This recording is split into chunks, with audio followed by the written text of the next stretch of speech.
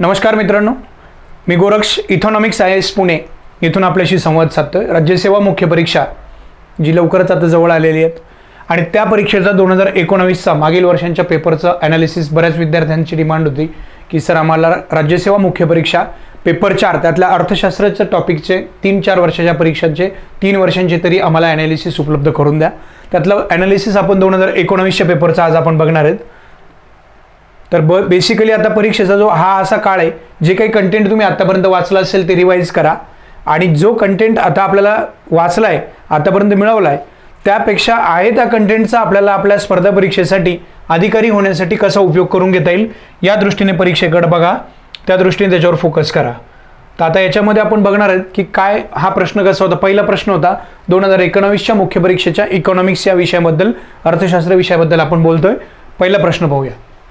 खालील विधानं भारतातील आर्थिक सुधारणांच्या पार्श्वभूमीशी संबंधित आहे। सो LPG रिफॉर्म्सवर न्यू इकॉनॉमिक पॉलिसीवर आलेला प्रश्न आहे। प्रश्नाचा लोकस फोकस ओळखायचा, कशावर प्रश्न आलाय। आर्थिक सुधारणांचा मुख्य जोर बाजारपेठेला मध्यवर्ती निर्णयकर्ता बनवणे असा होता। आर्थिक सुधारणांच्या अंतर्गत अर्थव्यवस्थेची पुनर्रचना केंद्रीकृत नियोजनाने केली गेली। सगळे विधान व्यवस्थित वाचून घ्यायचे। तिसरं, देशाची अर्थव्यवस्था जागतिक अर्थव्यवस्थेशी जोडण्यासाठी रुपया हा पूर्णपणे परिवर्तनीय केला गेला। ज्यावेळी LPG रिफॉर्म्स आपण घेतले तर काहीतरी असे शब्द स्टेटमेंटमध्ये असे दिले जातात, पूर्णपणे परिवर्तनीय केला गेला। तुम्ही जर बेसिक अभ्यास केला असेल तर तुमच्या लक्षात येईल की 2 टप्प्यांमध्ये परिवर्तन येतात आली। सुरुवातीला आपण रुपया चालू खात्यावर परिवर्तनीय केला गेला। सो इमिजिएटली 1991 मध्ये जेव्हा आपण LPG रिफॉर्म स्वीकारले तर तात्काळ लगेच रुपया परिवर्तनीय नाही झाला। भांडवली खात्यावर तर तो टप्प्याटप्प्याने करायचा अशी शिफारस पण तारापूर समितीने 97 साली जी नेमण्यात आली होती त्या समितीने केली होती। त्यामुळे हे स्टेटमेंट चुकीचं आहे। सी स्टेटमेंट चुकीचं आहे। मी नेहमी सांगतो की इलिमिनेशन टेक्निक वापरा। सी चुकीचं असेल, हे इलिमिनेट झालं, हे पण इलिमिनेट झालं, हे पण इलिमिनेट झालं, आपोआप आन्सर तुम्हाला मिळालं गेलं। आलं लक्षात तुमच्या। चौथ्या स्टेटमेंटकडे जर आपण बघितलं, भारतीय अर्थव्यवस्थेमध्ये सुधारणा घडवण्याचे प्रयत्न 1980च्या मध्यापासून, हे बरोबर आहे, 80च्या मध्यापासून सुरू झाले। आर्थिक सुधारणांचा मुख्य जोर बाजारपेठेला मध्यवर्ती निर्णयकर्ता बनवणे, मुख्य जोर म्हटलंय, असं नाही की एकमेव जोर, ठीक आहे, अनेक पण ऑब्जेक्टिव्ह होते, त्यातलं एक हे पण होते, बरोबर आहे। आर्थिक सुधारणांच्या अंतर्गत अर्थव्यवस्थेत पुनर्रचना ही केंद्रीकृत नियोजनाने केली गेली, हे पण बरोबर आहे। सो स्टेटमेंट A, B आणि D हे बरोबर स्टेटमेंट आहे। I hope you got it. तुमच्या लक्षात आलं असेल की कशी स्ट्रॅटेजी आपल्याला वापरायची आहे। सो इथून काय टेक अवे आहे तुम्हाला की हा जो शब्द आहे पूर्णपणे, एकमेव, पूर्णपणे, केवळ असे जे शब्द असतात लक्षात घ्या, हे शब्द तुम्हाला ते स्टेटमेंट रॉंग असण्याची शक्यता जास्त आहे असं इंडिकेट करतात। तर हे मुद्दे तुम्ही इथं समजून घ्याल। फाईन। सो फर्स्ट स्टेटमेंट इथं पहिला क्वेश्चन आपला क्लिअर होतो, ठीक आहे। आता बघा दुसरा प्रश्न जर तुम्ही पाहिला तर भारतातील रचनात्मक समायोजन कार्यक्रमात आर्थिक सुधारणा करण्यासाठी खालील घटकांचा समावेश होतो। आता ह्या क्वेश्चनकडे आपण बघितलं तर तुमच्या लक्षात येईल की रचनात्मक सुधार कार्यक्रम, ज्याला स्ट्रक्चरल ॲडजस्टमेंट प्रोग्राम असं म्हटलेलं आहे। आता जे स्ट्रक्चरल ॲडजस्टमेंट प्रोग्राम आहे, इथं बघा economic reforms through structural adjustment programme, तर ह्या 2 गोष्टी आहेत, एक मॅक्रो इकॉनॉमिक स्टॅबिलायझेशन आणि स्ट्रक्चरल ॲडजस्टमेंट। ज्याला वेळ लागतो अशा गोष्टी येतात स्ट्रक्चरल ॲडजस्टमेंटमध्ये। मग आता तुम्ही जर बघितलं तर डिरेग्युलेशन किंवा इंडस्ट्रियल डिरेग्युलेशन ही वेळ घेणारी गोष्ट आहे, इमिजिएट होणार नाही आहे, ओके। मग ते स्ट्रक्चरल ॲडजस्टमेंटचा विषय आला म्हणजे सी उत्तरात यायलाच पाहिजे। आता सी उत्तरात यायला पाहिजे म्हणजे तुमचा हा ऑप्शन गेला, हा पण ऑप्शन गेला। मी परत सांगतो कशावरनं आपण इथपर्यंत गेलो, रचनात्मक समायोजन। कोणताही रचनात्मक बदल करायला फार काळ लागतो, ते तात्काळ होत नाहीत, बरोबर। आणि म्हणून सी येणंच अपेक्षित आहे। सी आणि डी उत्तर असेल किंवा बी आणि सी उत्तर असेल। आता बी वाचूया आपण, काय बॅलन्स ऑफ पेमेंट जे आहे ते इमिजिएट होता विषय, त्यामुळे हा तर याच्यात येणार नाही आहे, बरोबर। व्यापार आणि भांडवल ओघ सुधारणा, याच्यामध्ये ट्रेड आणि कॅपिटल फ्लोज रिफॉर्म्स एक आहे। तिसरा आहे control of inflation. Now inflation again हा पण एक इमिजिएट करण्याचा घटक आहे। मग तुमच्याकडे राहिलं बी आणि सी, व्यापारामध्ये सुधारणा आहे, भांडवल ओघ सुधारणा। एका दिवसामध्ये भांडवलाचा ओघ वाढणार नाही आहे, लक्षात घ्या, एका वर्षात पण वाढणार नाही आहे, म्हणजे तो टाइम टेकिंग प्रोसेस आहेत। म्हणून रचनात्मक सुधार कार्यक्रमामध्ये या 2 बाबी या ठिकाणी येताना आपल्याला समाविष्ट होताना दिसतात। Option number 2। क्वेश्चन नंबर 3 बघा आता, खालीलपैकी कोणती सुधारणा 1991च्या नरसिम्हन समितीच्या शिफारशीचा भाग नाही? 91 साली नरसिम्हन समिती वित्तीय क्षेत्रातली समिती होती, ही नेमली होती. मग त्याचा कोणता भाग नाही आहे हे आपल्याला विचारलेले आहेत. मग हे बघत असताना आपल्याला बघा काय काय मुद्दे लक्षात घ्यायचे. एक, स्टेटमेंट वाचा. ज्या व्यापारी बँका भांडवल पूर्ततेचा मानदंड पाळत असतील त्यांना रिझर्व्ह बँकेच्या मंजुरीशिवाय नव्या शाखा उघडण्याची मुभा दिली. बँकेच्या कर्जावरील व्याजदराचे दर कमी केले गेले. रोख राखीव निधी आणि वैधानिक रोखता प्रमाण यांच्यात पुरेशी वृद्धी करण्यात यावी ह्या शिफारशी आहेत. न्यूनतम भांडवल प्रमाण बेसल मापदंडांवर आधारित असावं. 4 विधानं दिलेली आहेत. 4ही विधानं व्यवस्थित वाचल्यावर तुमच्या लक्षात येईल. एका ठिकाणी तो म्हणतोय की CRR आणि वैधानिक रोखता प्रमाण यांच्यात वृद्धी नाही, ते कमी केलं होतं, त्यांनी सांगितलं कमी करा. बँकिंग रिफॉर्म्स ऑलरेडी CRR त्यावेळी होता 15%, हे CRRचं प्रमाण होतं. आणि SLRचं जे प्रमाण आहे हे नियर अबाउट 38%. हे रिड्यूस करा. हे रिड्यूस केलं तर बँकांना जास्त भांडवल लोकांना देता येईल, परिणामस्वरूप आपल्या आर्थिक विकासाच्या प्रक्रियेला चालना मिळेल, ही त्याच्या मागची भूमिका होती. मग प्रश्न विचारला आपल्याला शिफारशीचा भाग नाही, मग कोणता नाही आहे? तर ऑप्शन नंबर 3 हे त्याच्या मागचं उत्तर आपल्याला लक्षात येईल. Is that fine? Yes. Narasimhan समिती लक्षात घ्या. आता इथं तुम्हाला 2-3 गोष्टी, हाच PYQ जर चांगला तुम्ही बघितला तर तुमचे 3 मुद्दे क्लिअर होतात. त्याच्या 3 महत्त्वाच्या शिफारशी कोणत्या होत्या. आणि बेसिकली तिसरी शिफारस जर बघितली ती रिग्रेसिव्ह आहे, प्रोग्रेसिव्ह नाही आहे. रिग्रेसिव्ह म्हणजे मागे घेऊन जाते ती. उलट भांडवल वृद्धी करायची असेल तर तुम्हाला CRR SLR कमी करावे लागतील. ऑलरेडी CRR 4-4.5 असतानाही बऱ्याच बँकांची त्याच्यावर ओरड असते, हे तुम्ही ऐकलं असेल, बघितलं असेल, वाचलं असेल. खालीलपैकी कोणती आर्थिक मदत ही जागतिक व्यापार संघटनेच्या शेतीविषयक करारामध्ये येत नाही?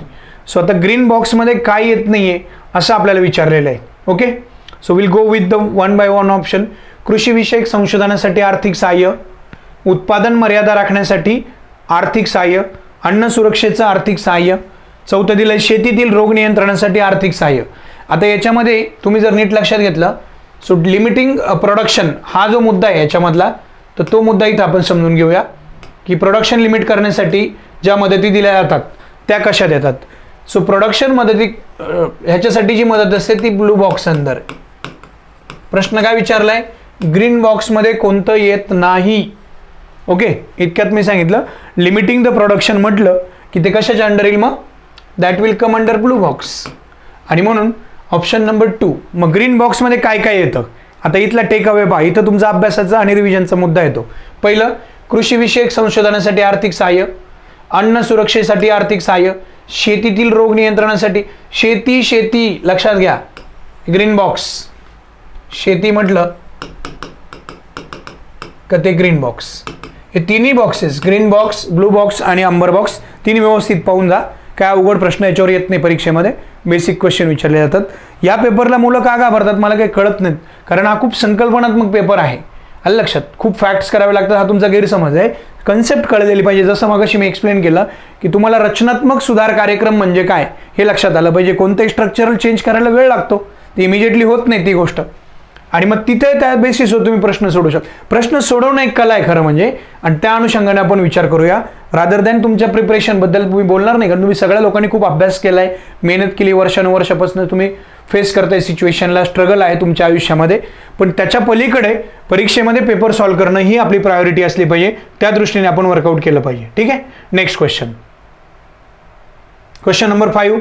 राष्ट्रीय संप्रेषण धोरणाची उद्दिष्ट 2022 या वर्षापर्यंत साध्य करावायची आहेत, तर ती कोणकोणती उद्दिष्ट आहेत असा प्रश्न आपल्याला या ठिकाणी विचारलेला आहे. राष्ट्रीय संप्रेषण धोरण म्हणजे या ठिकाणी म्हटलं की नॅशनल कम्युनिकेशन पॉलिसी म्हणजे काय, त्याचे काही एम्स आहेत.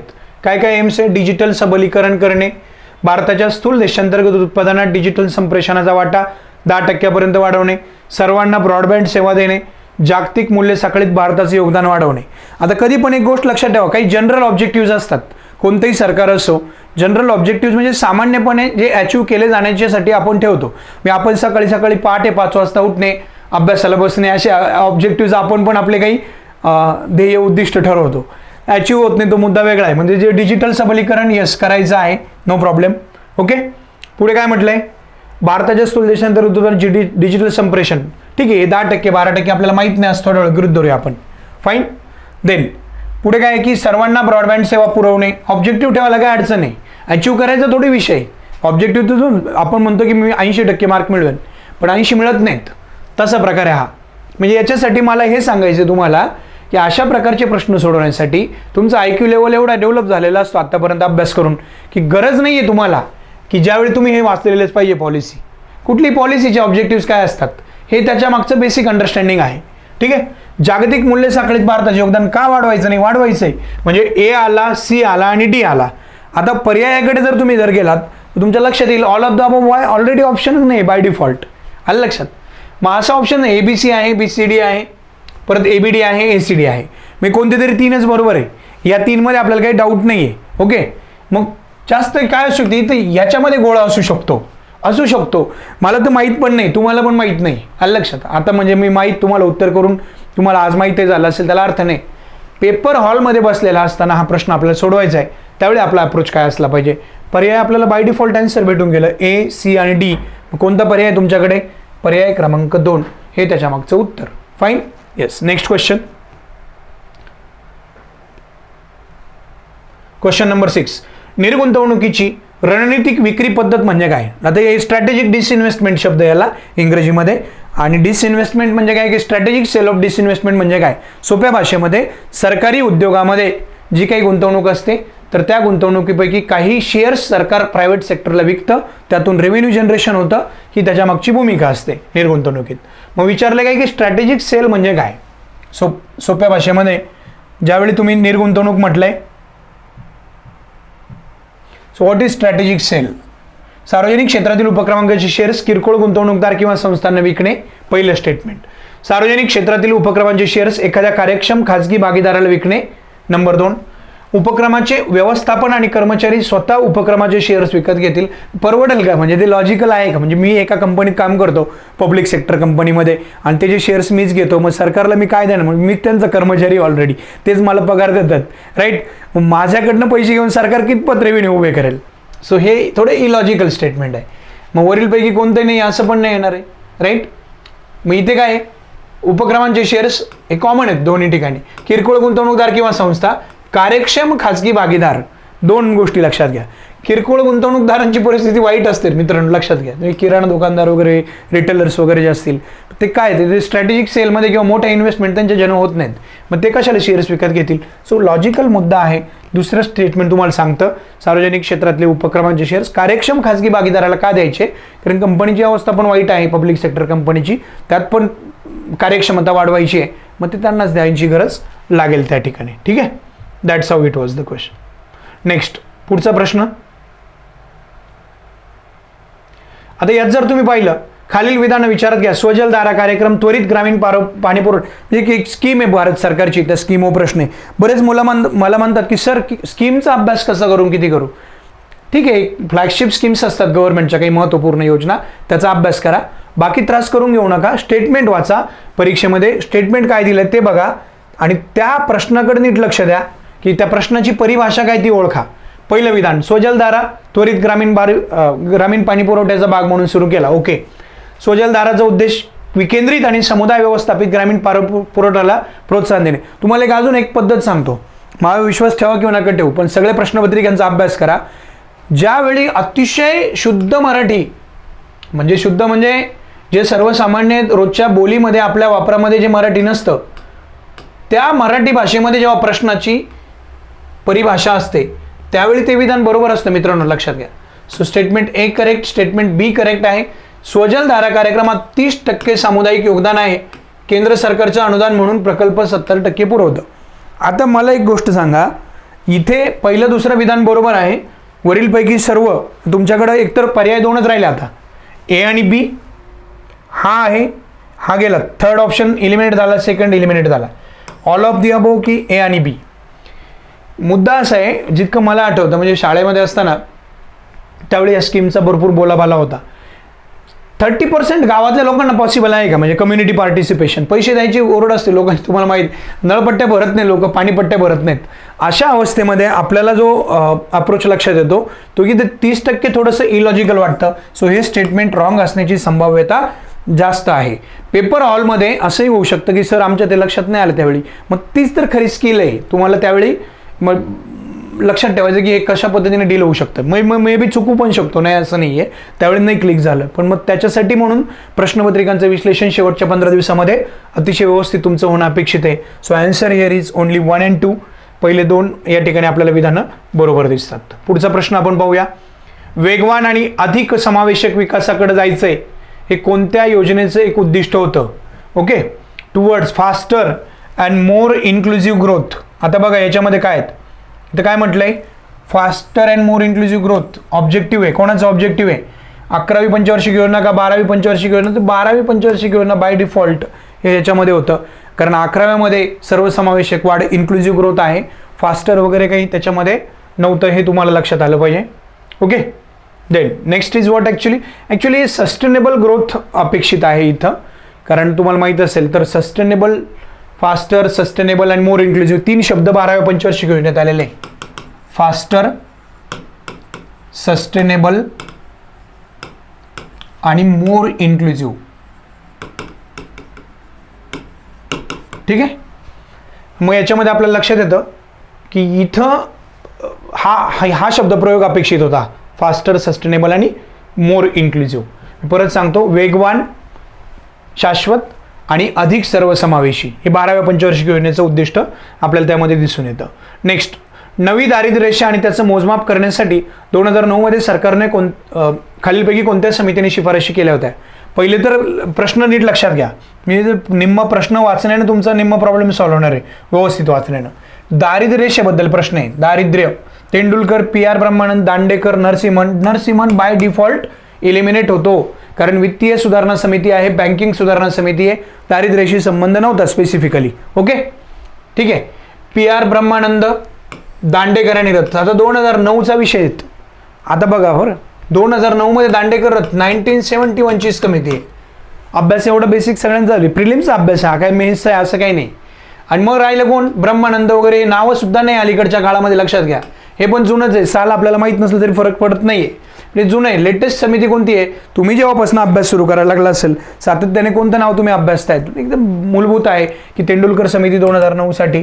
त्यांनी काय सांगितलं होतं? नवीन दारिद्र्य रेषेचं बास्केट वाढवलं त्यांनी सांगितलं की केवळ उष्मांक म्हणजे कॅलरी हा मुद्दा पकडायचा नाहीये, इतर मुद्द्यांचा पण समावेश त्यामध्ये झाला पाहिजे. मग वेगवेगळे त्यांनी पॅरामीटर्स दिले होते, आरोग्य आहे, शिक्षण आहे, या बाबी पण त्यामध्ये आल्या पाहिजे. हा तेंडुलकर समितीचा प्रामुख्याने रोख होता. नेक्स्ट, पुढचा क्वेश्चन, राजीव गांधी ग्रामीण विद्युतीकरण योजना RGGVY ही योजना दिली तुम्हाला. या योजनेसंदर्भामध्ये काही स्टेटमेंट आहे आणि त्याच्यापैकी कोणतं स्टेटमेंट बरोबर आहे हे आपल्याला पाहायचंय. महत्त्वाचं उद्दिष्ट काय आहे? प्रश्न काय आहे? महत्त्वाचे उद्दिष्ट काय? ओके, आता आयोग काय करतं? मुद्दाम इंग्रजीमधला जो शॉर्ट फॉर्म आहे तो ठेवतं आणि मग तुम्हाला प्रश्न विचारतं, कारण पोरांचा गोंधळ व्हावा आणि प्रश्न चुकावा, त्याच्या मागची भूमिका. शहरी संसाधन बाय डिफॉल्ट एलिमिनेट झाला, लक्षात घ्या. का? कारण ग्रामीण विद्युतीकरण योजना, याचं फुल फॉर्म लक्षात घ्या तुम्ही. ग्रामीण विद्युतीकरण शहरीचा विषयच नाही, मग ते गेलं.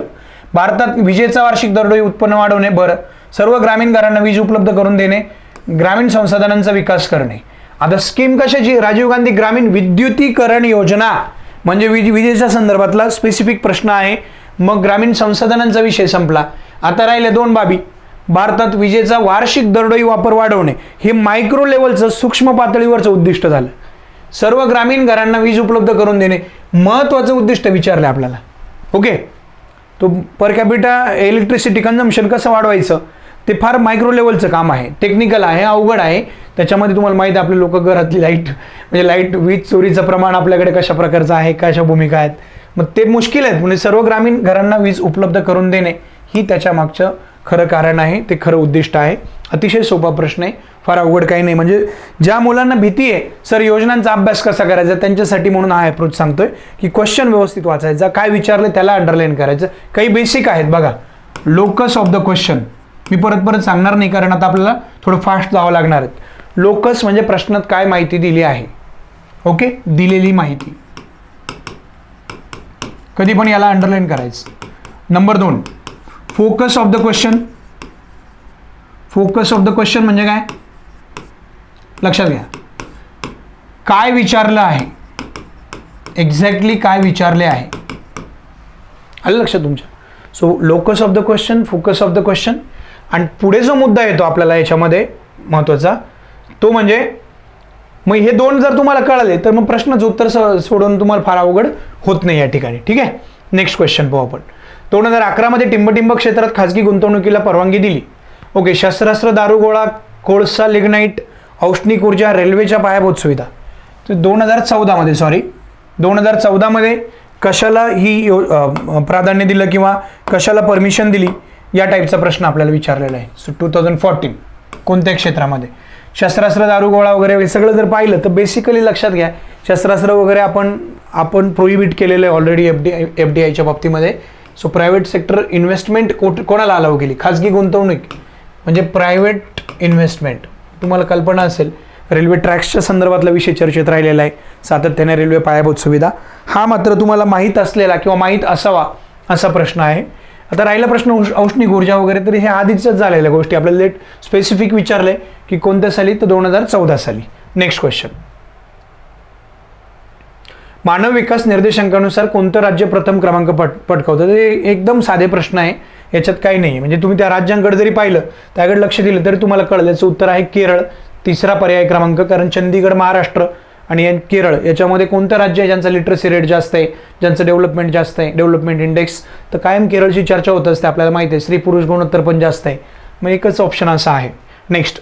1995 सालच्या आंतरराष्ट्रीय सहकारी संघटनेनं सहकाराचं नवीन तत्व म्हणून काय लागू केलं? आता बघा, हे फार महत्त्वाचं आहे, थोडं युनिक आणि हटके टाईपचा क्वेश्चन आहे हा. म्हणजे नवीन तत्व काय? सहकाराअंतर्गत सहकार, लोकशाही नियंत्रण, सभासदांचा आर्थिक सहभाग. याच्यात नवीन काय दिसतं? हे तर कधी पण असणार आहेत. ज्यावेळी कोऑपरेटिव्ह डेव्हलप झालं, स्टार्टिंगचं बेसिस कोऑपरेटिव्हचं काय? सभासदांचा आर्थिक सहभाग. ज्याला मेंबर व्हायचे त्याच्या मेंबरशिपमध्ये त्याचे पैसे जर नसले त्याला कसं काय मेंबरशिप देणार? बेसिकली हे पहिलंच असणार आहे.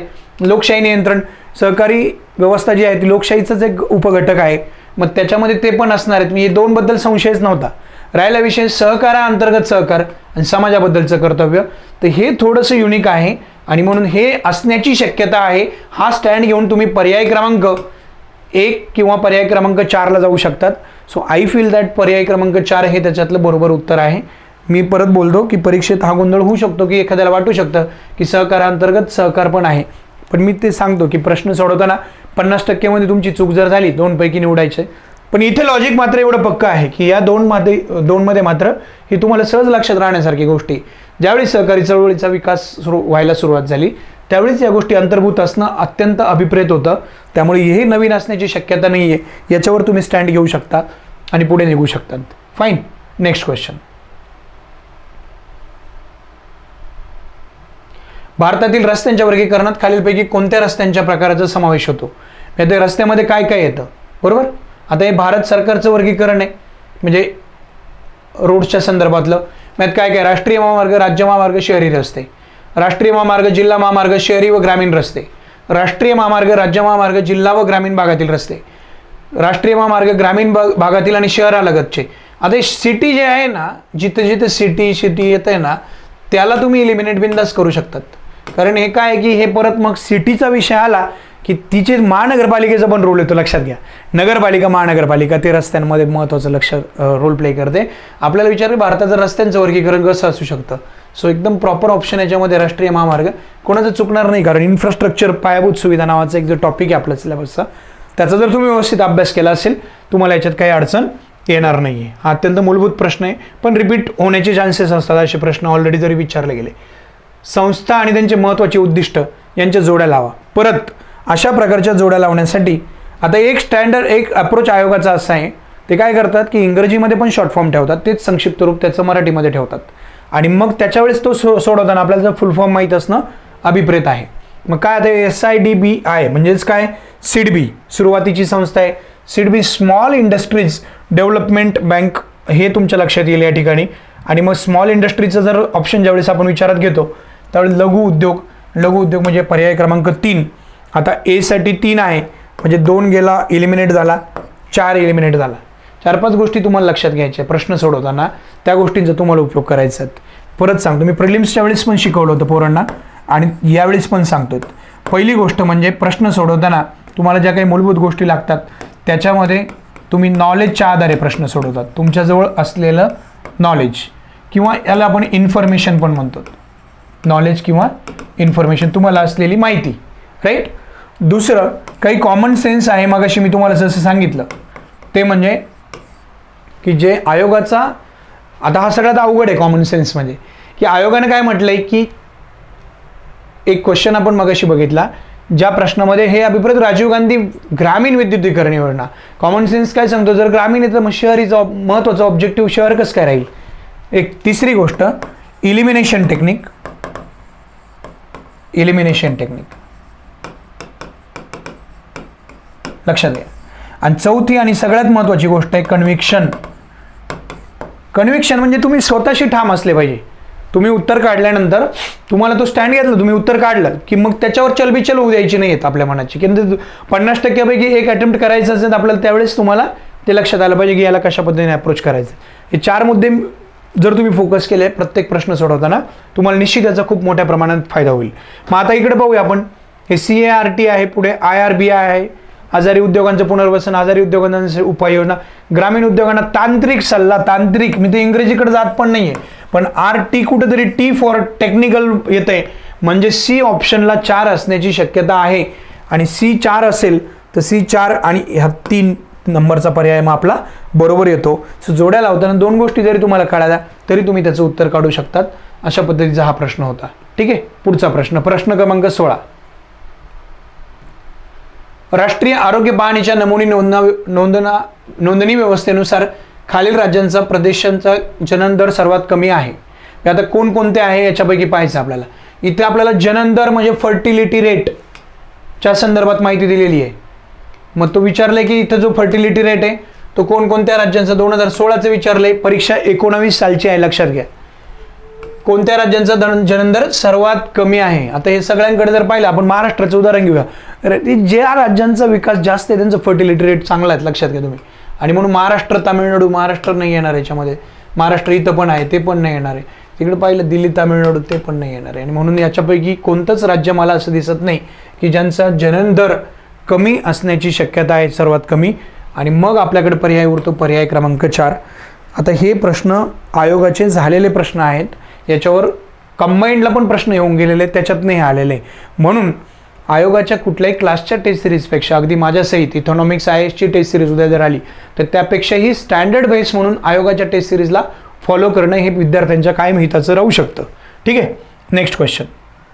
पुढचा प्रश्न आहे 17 नंबरचा. खालील विधान विचारात घ्या. प्रत्यक्ष विदेशी गुंतवणूक म्हणजेच फॉरेन डायरेक्ट इन्व्हेस्टमेंटबद्दल हा प्रश्न आहे.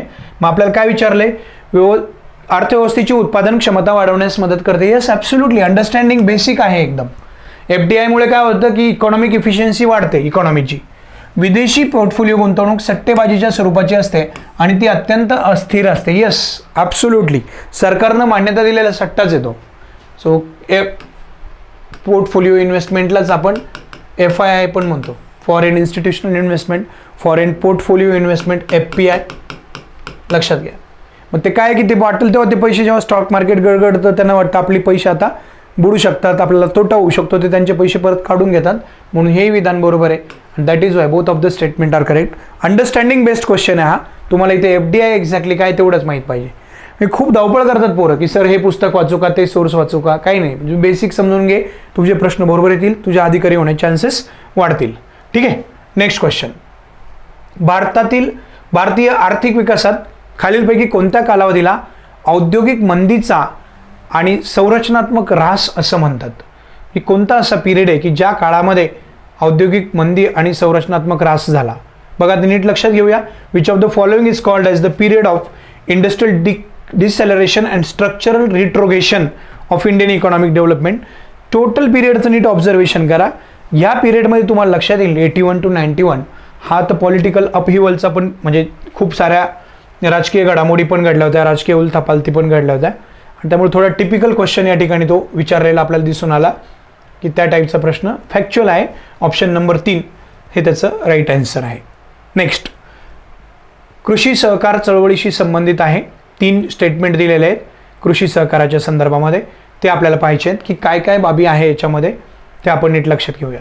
पहिलं, या क्षेत्रात आवश्यकतेनुसार पतप्रवाह उपलब्ध व्हावा म्हणून राज्य सरकारांबरोबर रिझर्व्ह बँक ही उपाययोजना करत आहे. Okay, fine. तुम्हाला माहिती आहे RBI त्यामध्ये महत्त्वाचा रोल प्ले करतं. राज्य सहकारी बँका सहकारी पतसंरचनेत सर्वोच्च आहेत. प्रादेशिक ग्रामीण बँका आता सहकारी कृषी आणि ग्रामीण विकास बँका म्हणून ओळखल्या जातात. राज्य सहकारी कृषी आणि ग्रामीण विकास बँका मुख्यत्वे करून अल्प मुदतीची कर्ज देतात. आता राज्य सहकारी कृषी बँका, बरं ग्रामीण विकास बँका, मला सांगा ग्रामीण विकास बँका 2 महिन्याचे, 4 महिन्याचे, 6 महिन्याचे कर्ज देऊन त्यांना परवडेल का? ग्रामीण लोकांना मुळातच इतकं पटापट उत्पन्न भेटत नाहीत, मग ते मुख्यत्वे करून अल्प मुदतीची कर्ज देतात का? तर याच्यावर मला संशय येतो. आणि मग स्टेटमेंट डी आपलं रॉंग जातं. स्टेटमेंट डी जर रॉंग असेल तर या ठिकाणी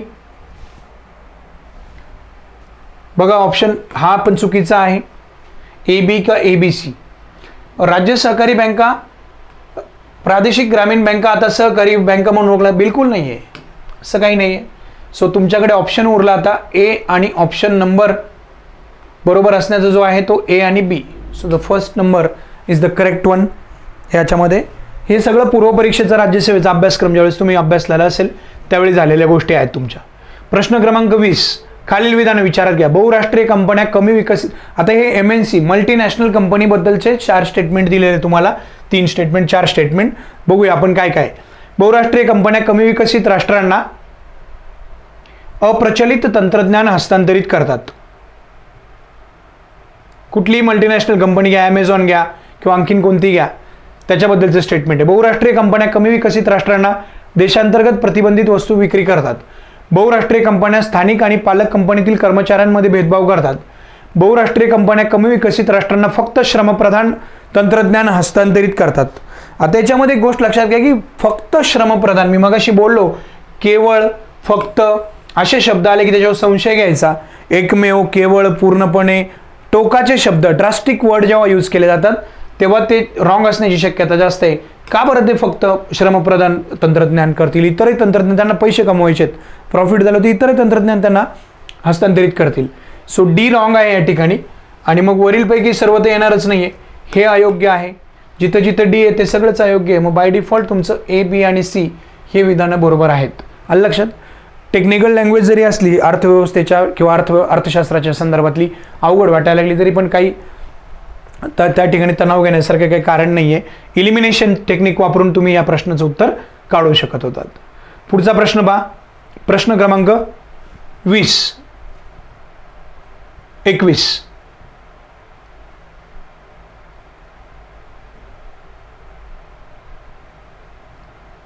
भारत सरकारच्या बाबतीतला विचारलेला प्रश्न आहे. टिंबटिंब येथील निर्यात प्रक्रिया क्षेत्रांचे विशेष आर्थिक क्षेत्रांमध्ये रूपांतर केलं. आता कोणकोणते असे सेज आहे की जे आधी EPZ होते आणि मग त्याचं रूपांतर पुढे जाऊन केलेलं आहे? तर मग या सगळ्या याच्यामध्ये तुम्ही जर लक्षात घेतलं तर Visakhapatnam, yes it is there, B यायलाच पाहिजे. Chennai Tamil Nadu, Falta Paschim Bangal, Panaji Goa. So all of this if you go through the question then you will get it की सगळेच आपण याच्यामध्ये जे एक्सपोर्ट प्रोसेसिंग झोन होते नंतर जाऊन ते सेजमध्ये रूपांतरित करण्यात आले. फॅक्च्युअल क्वेश्चन आहे. सेज जो टॉपिक सिलेबसमध्ये मेन्शन्ड आहे त्या संदर्भातला हा प्रश्न आहे. जागतिक व्यापार संघटना कोणत्या फेरी दरम्यान, अतिशय बेसिक क्वेश्चन, कोणत्या फेरी दरम्यान ती त्या ठिकाणी झाली? तर या सगळ्या जर फेऱ्या तुम्ही पाहिल्या WTOच्या तर तुमच्या ते लक्षात येईल की दोहा, जिनिव्हा, बाली इथं वेगवेगळे आउटकम आलेले, वेगवेगळ्या गोष्टी घडलेल्या आहेत. तर मग याच्यामध्ये नाही आहेत तर मग एक कोणता आहे तर उरुग्वे फेरी हा फॅक्च्युअल क्वेश्चन त्याच्यामध्ये हे त्याचं उत्तर आहे. Okay, Uruguay rounds. Doha round कधीचा आहे? 2001चा आहेत, हे लक्षात घ्या. बाली कॉन्फरन्स पण लक्षात घ्या, 2013ची आहे बाली फेरी. ठीक आहे. जिनिव्हा फेरी ते पण साल तुम्हाला माहीत पाहिजे. ॲक्च्युअली जिनिव्हाला 2-3 फेऱ्या आहेत त्याच्यामुळे त्याला एक्झॅक्टली एकच याच्यामध्ये घ्यायची पण तशी आवश्यकता नाही आहे. नेक्स्ट प्रश्न क्रमांक 23. शहर सुधारणा, शहर नूतनीकरण आणि शहर विस्तार हे कशाचा घटक आहेत? आता एक बेसिकली परत स्कीमवर आलेला प्रश्न, पण इन्फ्रास्ट्रक्चरच्या बाबतीत असलेली, पायाभूत सुविधांच्या बाबतीत असलेली ही आहे. 3 बाबी आहेत त्याच्यामध्ये. शहर सुधारणा आहे, शहर नूतनीकरण, शहर विस्तार. म्हणजे गव्हर्नमेंट सिटी रिन्युअल. ओके, अजून काय काय म्हटलंय? City improvement, city extension, the structure of what, national heritage development augmentation. हेरिटेजवाले येणार नाही, लक्षात घ्या. वारसावाला, त्याला हृदय नावाची स्कीम आहे, हृदय. ठीक आहे, ते मग याच्यात येणार नाही. अटल इनोव्हेशन आहे का? तर अटल इनोव्हेशन पण स्पेसिफिकली सिटी ओरिएंटेड आहे. मग राहिलं काय तुमच्याकडे फक्त पर्याय क्रमांक 1, that is smart cities mission, smart city अभियान, हे त्याचं प्रमुख उत्तर आहे. मूलभूत योजना ह्या मोदी सरकार सत्तेत आल्यानंतर त्यांनी यांच्यावर खास विशेष भर दिलेला आहे, अशा योजना आहेत. प्रश्न क्रमांक 24 आपण पाहूया. जागतिक सहकार चळवळ ज्या तत्वांवर आधारित आहे त्यात कोणतं तत्व लागू होत नाही. या ठिकाणी आपल्याला प्रश्न विचारला आहे की कोणतं तत्व लागू होत नाहीत जागतिक सहकार चळवळीच्या बाबतीमध्ये. म्हणजे काही तत्व आहेत त्यातलं काय लागू होत नाही आहे. ऐच्छिक आणि खुले सभासदत्व, सभासदांचे केंद्रीभूत नियंत्रण, स्वायत्तता आणि स्वतंत्रता, सहकारी संस्थांमधील सहकार्य. आता बाकी 4 पैकी 3 गोष्टी अशा आहेत की एकमेकांशी निगडीत आहेत. सहकार्य आहे, जिथे लोकशाही आहे, आपुलकी आहे, सगळ्या बाबी येतात. मग याच्यामध्ये एकच गोष्ट अशी, सभासदांचं केंद्रीभूत नियंत्रण, ते जर केलं तर गडबड होईल सगळी. सहकाराचं मुळात उद्दिष्टच हे आहे की केंद्रीभूत नाही, विकेंद्रीकरण पण व्हायला पाहिजे आर्थिक संसाधनांचं. मग त्यामुळे ते त्याच्यामध्ये लागू होणार नाही. सो बाय डिफॉल्ट तुम्हाला त्याचं उत्तर ऑप्शन नंबर 2 हे भेटून गेलं. व्यवस्थित वाचणं ऑप्शनसुद्धा ही खरं त्याच्यामधली मुख्य मेख आहे की ज्याच्या आधारे तुम्ही ते प्रश्न सोडवू शकतात. निजलिंगप्पा समितीचं सर्वात महत्त्वाचं निरीक्षण काय? नियोजन आयोगाने नेमलेली समिती आहे. कशाशी संबंधित समिती आहे? सहकारी संस्थांच्या बाबतीतली संबंधितली ही समिती आहे. ठीक आहे. मग निजलिंगप्पा समिती काय म्हणते सहकारी संस्थांची? विचारले की तिचं सर्वात महत्त्वाचं, याला अंडरलाईन करायचं प्रश्न सोडवतात नेहमीच. निरीक्षण कोणतं? शेतीचं अधिक शास्त्रीय पद्धतीने नियोजन केलं गेलं, विक्रीयोग्य अधिशेष प्राप्त झाला, जमिनीचे व्यवहार्य तुकडे यशस्वीपणे एकत्रित केले गेले, कायद्यापासून पळवाट काढण्यासाठी एकाच कुटुंबातील सभासदांनी सहकारी संस्था निर्माण केल्या. आता याच्यासाठी निजलिंगप्पा समिती वाचलीच पाहिजे असं पण जरुरी नाही. तुम्ही वाचली असाल तर चांगली गोष्ट आहे. पण जर तुम्ही प्रश्नाकडे पाहिलं, पर्यायांकडे पाहिले, तर पर्याय क्रमांक 4 मध्ये एक त्यांचं महत्त्वाचं निरीक्षण काय असू शकतं? तर हे आहे, हे ड्रॉबॅक आहे. ते सहकार असं अयशस्वी का झाला, की काय त्याच्यामध्ये काय प्रॉब्लेम्स आले, ऑब्स्टॅकल आले, तर एक basic understanding, common sense apply करून तुम्ही पर्याय क्रमांक 4ला जाऊ शकतात. बाकी तिन्ही बाबी तर मुळातच ह्या शेती जमिनीबद्दल बोलत गेलेल्या आहेत.